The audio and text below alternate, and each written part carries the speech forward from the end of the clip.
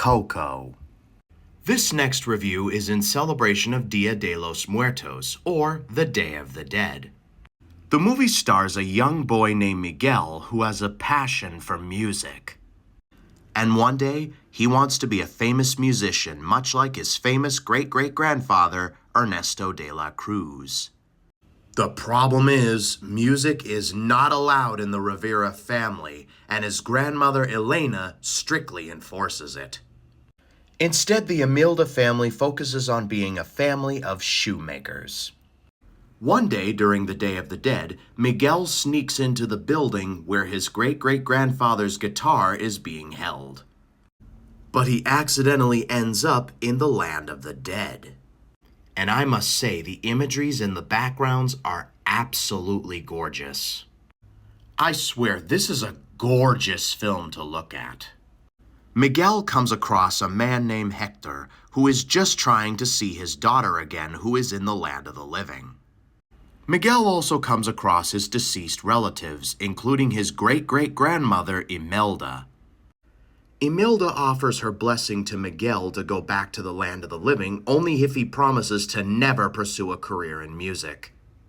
Yeah, it turns out she started the band. While on the run, Miguel runs into Hector again, who says he's willing to help Hector find Ernesto de la Cruz in exchange for getting his photo back in the ofrenda.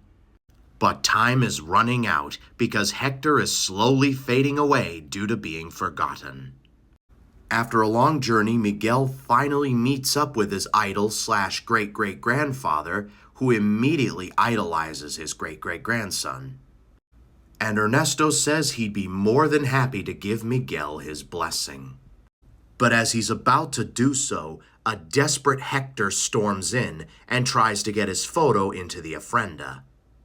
Hector seems to blurt out nonsense about how Ernesto stole his songs. But this turns out to be true, and Ernesto decides to extend Miguel's stay and not give him his blessing.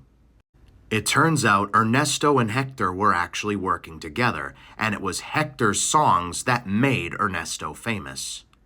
So in order to take all the credit, Ernesto disposes of Hector. But wait, it gets even crazier.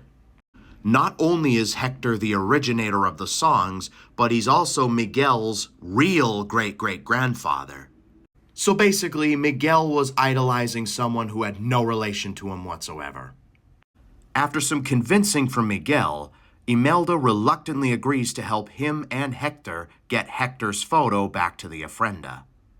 But Ernesto isn't willing to give up his fame so easily, and he threatens Miguel's life. Or afterlife, if you want to call it that. But after the rest of the relatives expose Ernesto for the fraud he really is, his fame becomes infamy.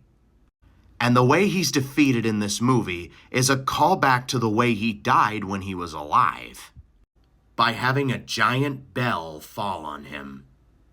Imelda finally agrees to give Miguel her blessing and allow him to pursue a career in music. In the land of the living, Miguel tries to get his great-grandmother Coco, you know the title of the movie, to remember her father. He sings the song Remember Me, and the great-grandmother sings along, and the two bond. Hector is remembered once more, and eventually when Coco passes away, he reunites with her.